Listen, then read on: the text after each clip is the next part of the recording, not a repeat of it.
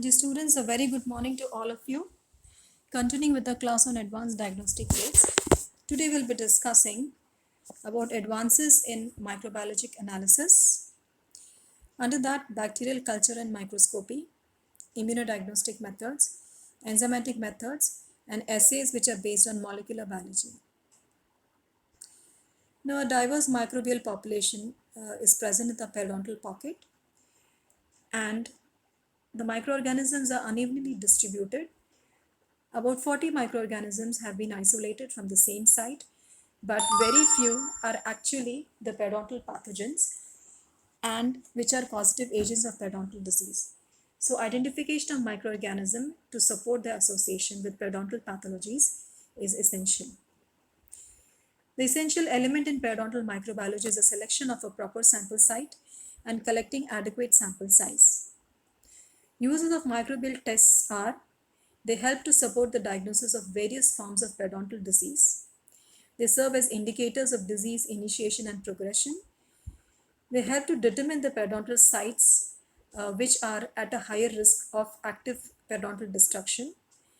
And they're used to monitor the periodontal therapy, which is directed at eradication of the periodontal microorganisms. Now, bacterial culturing is considered as a reference method or a gold standard. So any further advances in bacterial diagnosis are compared with the bacterial culture. Now this is widely used and aimed at characterizing the composition of subgingival microflora.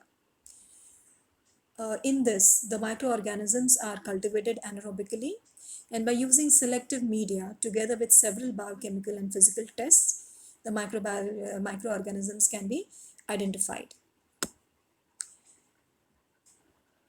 Now they have certain advantages and disadvantages as well.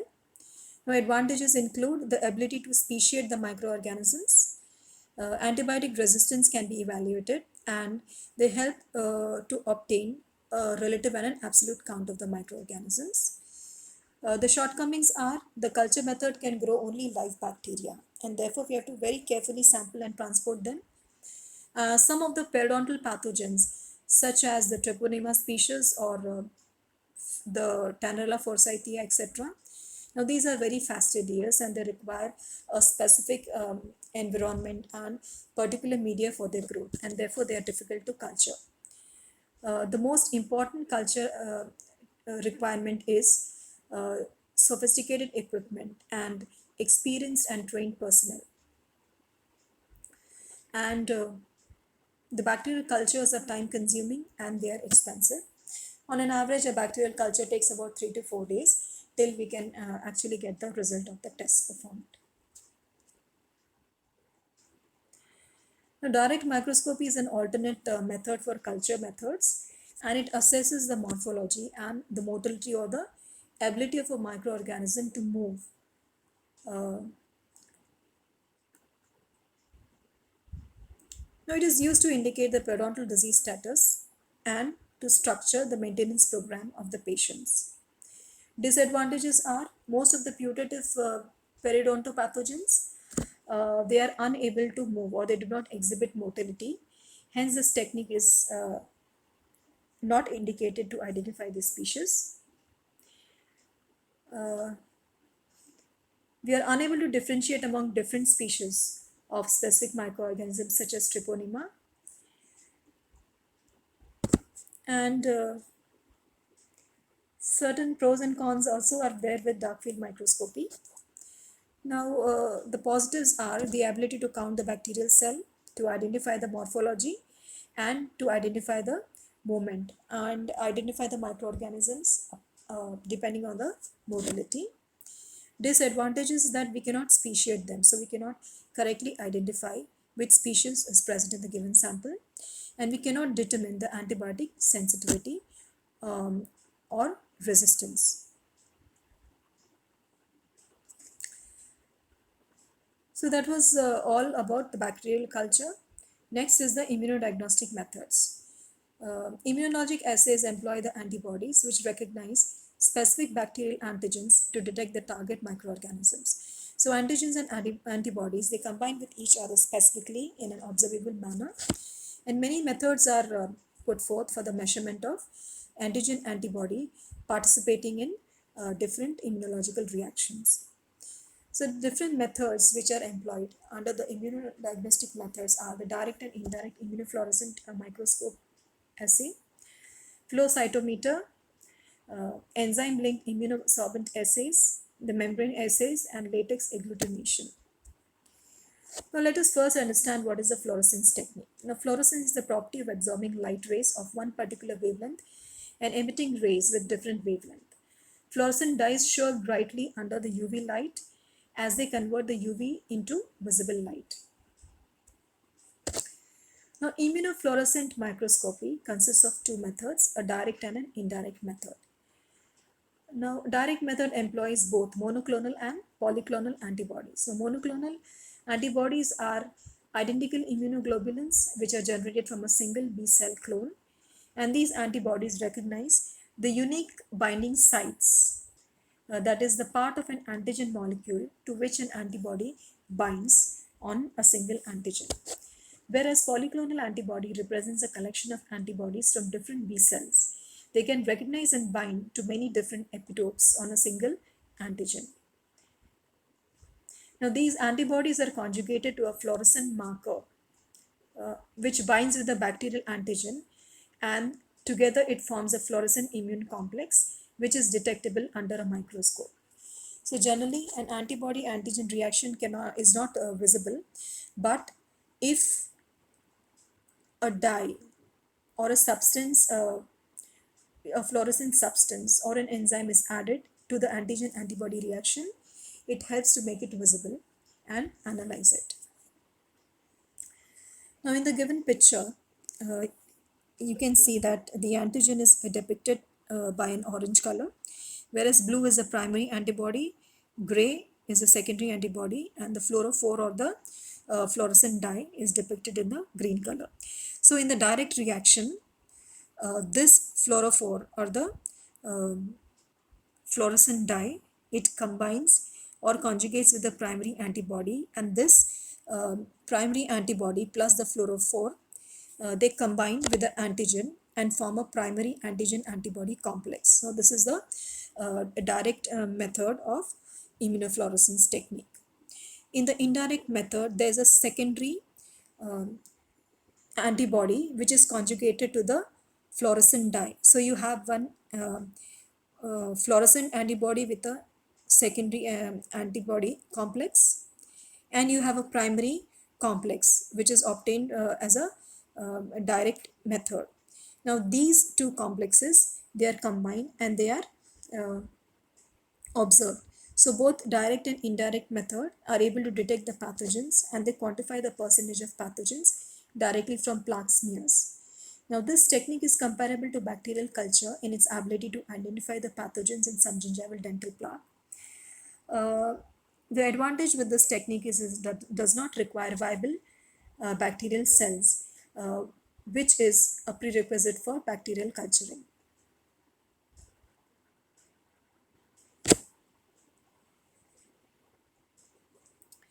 Next is the cytofluorography or the flow cytometry.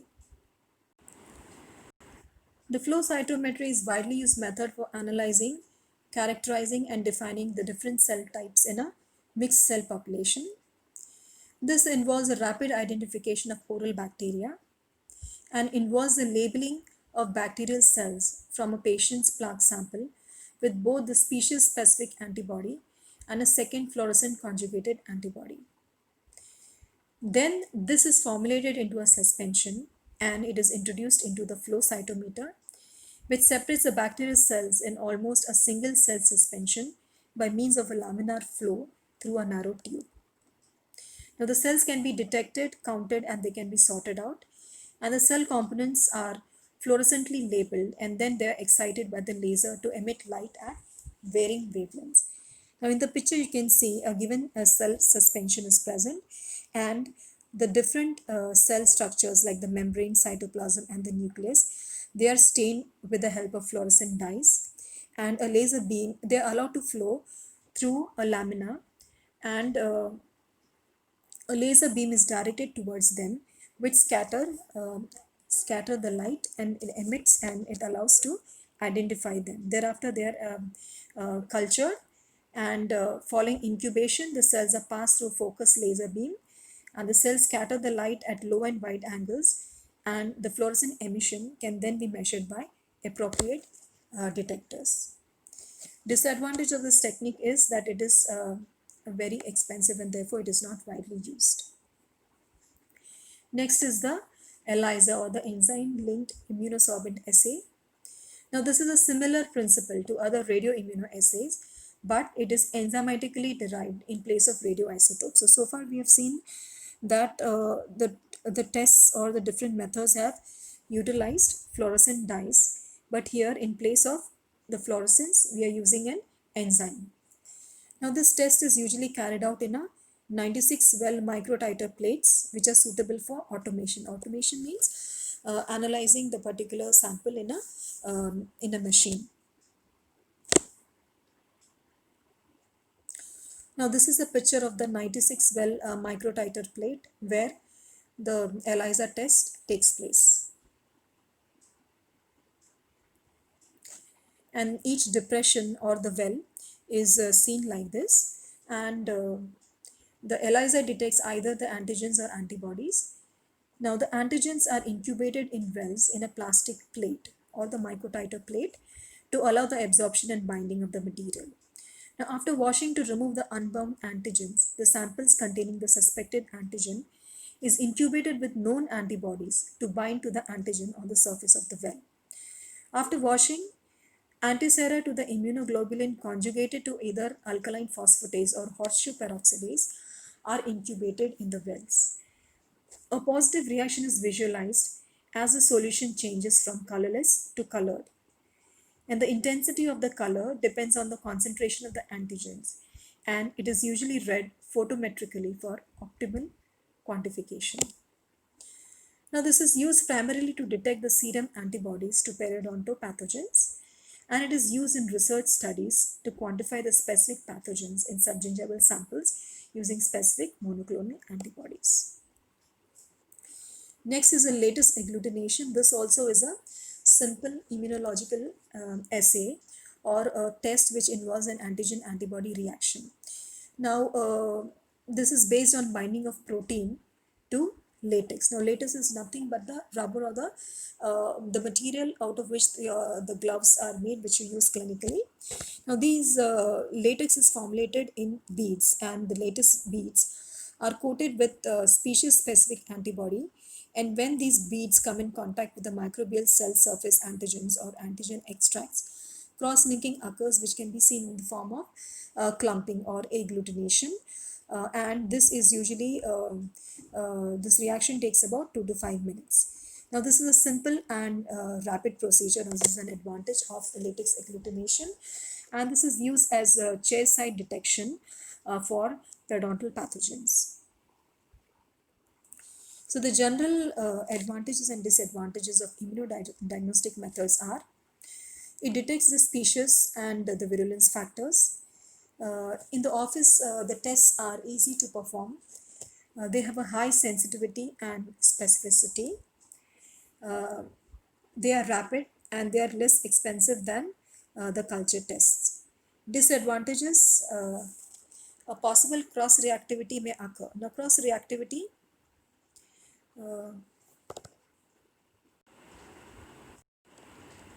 so the cross-reactivity occurs when an antibody is raised against one specific antigen. It recognizes two antigens that may have similar structural regions. Now this test cannot determine the antibiotic resistance or sensitivity. And expensive instrumentation, and the duration of the assay can take about 1 hour to 1 day. Next are the enzymatic methods of bacterial identification, and what I'm going to discuss is the Banner test. Now, periodontal pathogens such as Tannerella forsythia, Porphyromonas gingivalis, Treponema denticola, and Capnocytophagia species, they all share a common enzymatic profile since all of them have a common trypsin-like enzyme. Now, based on the reactivity of this trypsin-like enzyme with N-benzoyl DL-arginine 2-naphthalamide, which is the main component of this BANA test, the activity of the enzyme can be measured with the hydrolysis of the colorless substrate BANA. When hydrolysis takes place, it releases a chromophore, that is the agent which imparts color, that is the beta naphthalamide, and this turns orange red when a drop of fast garnet is added to the solution. So you can see on your slide that the microorganisms are made, the enzymes which is present, the trypsin-like enzymes, it reacts with the BANA, and hydrolysis occurs, because of which beta naphthalamide, which is a chromophore, is released. Now this beta naphthalamide is colorless, but it shows up when a drop of fast garnet is added, and a positive reaction can be seen, and the intensity of the color determines how much of the antigens are present in the given smear. Now, the difficulties with this test is it may be positive at clinically healthy sites and remains to be proven whether it can detect the sites undergoing periodontal destruction. It can only detect a very limited number of pathogens, because very few microorganisms contain this trypsin-like enzyme. And a negative result does not rule out the presence of other periodontal pathogens. Now, this is a picture of the BANA test kit. Next are the DNA probes. The DNA probes consist of single-stranded nucleic acid which is labeled with an enzyme or a radioisotope, and they can locate and bind to the complementary nucleic acid sequences with cross-reactivity to non-target microorganisms.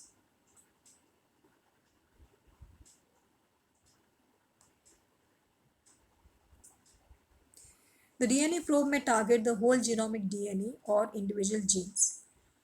Whole genomic probes are more likely to cross-react with non-target microorganisms due to the presence of homologous sequences between different bacterial species. So certain definitions for your understanding.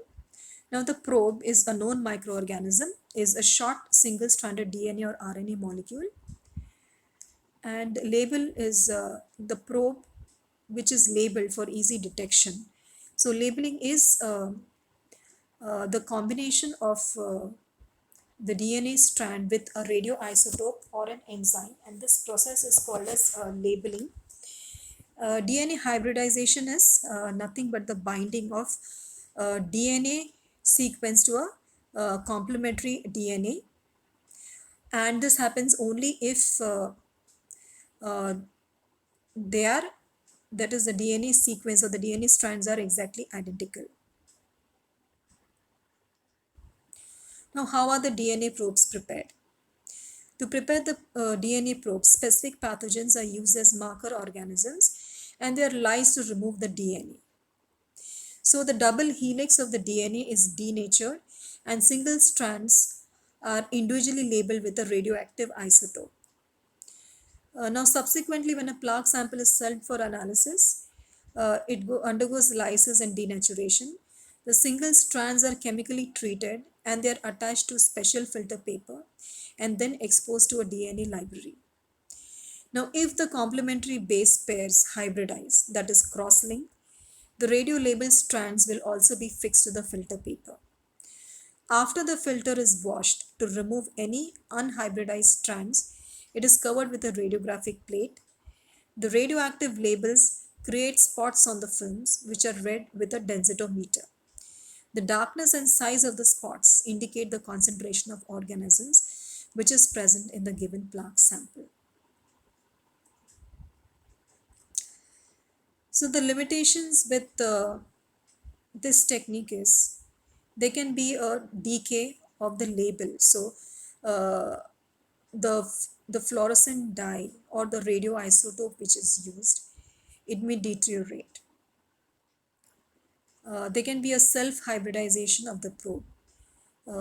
the probe itself, the strands of the probe which are used to identify the identical DNA in the sample. Now there can be a combining of the probe itself. There can be a non-specific binding of the probe, and there can be a cross-reactivity to DNA of other species. Now advantages are the assay can rapidly test for multiple bacteria like Avigatibacter actinomycetum comitans, Porphyromonas gingivalis, C. rectus, Fusobacterium, and T. denticola.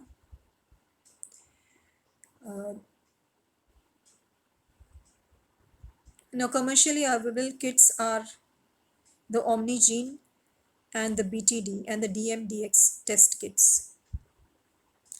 So some chairside diagnostic kits. First is the Evalucyte, and this is an enzyme-linked immunosorbent assay or ELISA which uses antibodies to detect the antigens for PG, PI, and AE.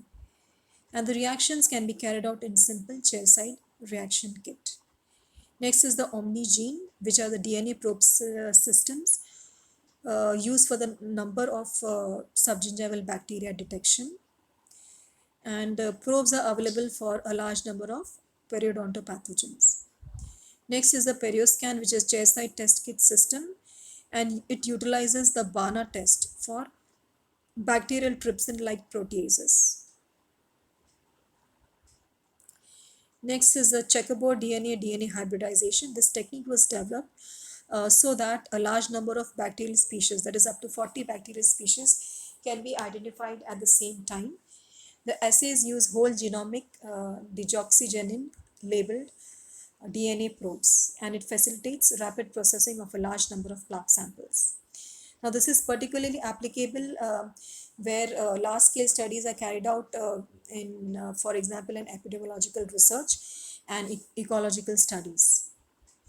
And advantages being it does not require viable bacteria and allows for assessment of a large number of plaque samples and multitude of periodontal species. Next is the polymerase chain reaction or PCR. Now this involves an amplification or increase in volume of a region of DNA which is flanked. That means a region that needs to be copied by a selective primer. That is, primer is a short sequence of nucleotides and it provides a starting point for DNA synthesis. Now in PCR we require two such primers, and the primers which are used are specific for the target species.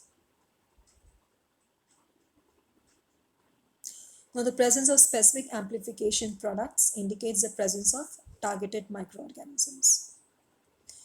Now this is a simple way to explain the PCR methodology. Now PCR takes place in 3 steps. Now first is the denaturation step. Now when the double-stranded template DNA is heated, it separates into 2 single strands.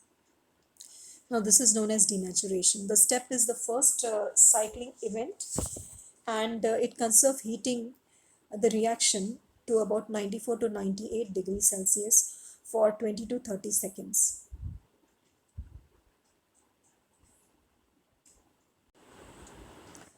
It causes melting of the DNA template and primers by disruption of the hydrogen bonds between complementary bases of DNA strands and yields single strands of DNA. So the basic aim of denaturation step is creating or splitting of the DNA, and a single strand, a double helix structure of DNA, it is broken into single strands or split into single strands of DNA. Next is the annealing step. Annealing is when the temperature is lowered, the DNA primers, they attach to the template DNA. Now DNA primers is nothing but a short chain of oligonucleotides. The reaction temperature is lowered to about 50 to 65 degrees Celsius for 20 to 40 seconds, and it allows the annealing of the primers to the single-stranded DNA template. Now typically the annealing temperature is about 3 to 5 degrees Celsius below the temperature of the primer used. Stable DNA hydrogen bonds are only formed when the primer sequence very closely matches the template sequence. So only when the DNA matches the template sequence, then the binding can occur. And subsequently, the polymerase binds to the primer template hybrid and begins the DNA synthesis. The last step is the extension step. The temperature at this step depends on the DNA polymerase which is used. Now, a Taq polymerase is generally used for the PCR, and it has its optimum activity at a temperature which is between 75 to 80 degrees Celsius. And at this step, the DNA polymerase synthesizes a new DNA strand which is complementary to the DNA template strand. Now, all these steps are repeated 20 to 40 times, and they double the DNA copies every time. So with this PCR methodology, a large volume of DNA is produced.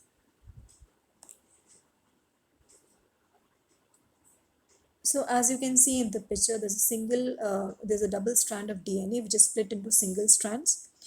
And in the denaturation step and in the annealing step, the primers are introduced, and these primers, they bind at the complementary sites. And in the extension step, a polymerase is used, and this helps to synthesize the DNA.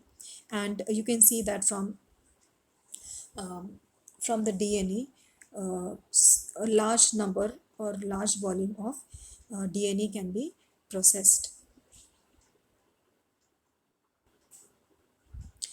The sequence DNA visualized through electrophoresis in an agarose gel, and ethidium bromure is the agent which is commonly used as a fluorescent tag or a nucleic acid stain to obtain a qualitative signal. Now, PCR has certain advantages and disadvantages. Uh, the advantages being it demonstrates a best detection limits. As few as 5 to 10 cells can be detected, shows no cross-reactivity under optimized amplification condition, and it is easy to perform. Drawbacks is most PCR assays, they use relatively small samples for amplification process. If the small quantity of sample does not contain the targeted microorganism, the assays will not detect. Moreover, the subgingival plaque contains many enzymes, and this presence of enzymes can alter the amplification process. So a small note on RT-PCR. Now you've been hearing about RT-PCR very commonly. So what it is and what are its advantages and disadvantages. So RT-PCR is commonly used in the diagnosis uh, and quantification of RNA virus infections like the HIV, hepatitis C virus, etc. And recently it is also used for the detection of coronavirus. Now, this RT-PCR uses RNA as a starting material for in vitro nucleic acid amplification. So, in the standard PCR, it uses the DNA, whereas in RT-PCR, the RNA is used, and the RNA is subsequently degraded, and the PCR amplification proceeds in the usual manner. The advantages with RT-PCR is that it's a rapid and very sensitive method, and it is enough to enable detection and quantification of RNA even from a single cell. The disadvantage is that it is very expensive, it requires elaborate equipment, and false positive tests can occur because of contamination of the RNA with DNA. So this is all for now. In the next class, we'll discuss about characterizing host response. Under that, the inflammatory mediators and products, host-derived enzymes, and tissue breakdown products. Thank you.